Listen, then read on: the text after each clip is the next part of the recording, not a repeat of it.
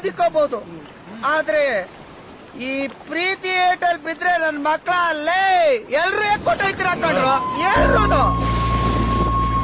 ಸಾಕು ಗುರು, ಸಾಕು ಸಾಕಮ್ಮ.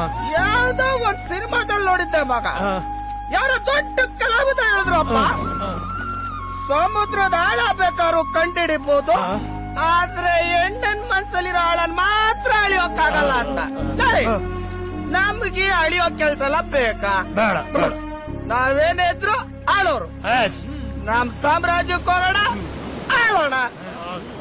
ಅಲ್ಲೇ ತಾತ ಅಪ್ಪೆ ತಪ್ಪೆ ನೊಂದ್ಸಲಿ ಏನಾದ್ರೂ ಬಂದು ಮದ್ವೆ ಮುಕ್ತಿ ಅಂತ ಹೇಳಿದ್ರೆ ಲೇ ದೇವ್ರಾಣ ಆ ದೇವದ ಮೇಲೆ ಭೂತ ಬಿಡಿಸ್ಬಿಡ್ತೀನಿ ತಾತ, ಭೂತ ಬಿಡಿಸ್ಬಿಡ್ತೀನಿ. ಗುರು ಮಾತಾಡ್ ತುಂಬಾ ಸ್ಟ್ರೆಸ್ ಆಗೋಗಿದೆ. ವಡಾಪಾವ್ ಕೊಡಿಸ್ತೀನಿ, ಬಾತಿರೋಣ. ನಡಿ ಪಕ್ಕ. ನಡಿ ಹುಷಾರ ಬಾ, ಕಲ್ಗಳಿಗೆ ನೋವಾಗುತ್ತೆ.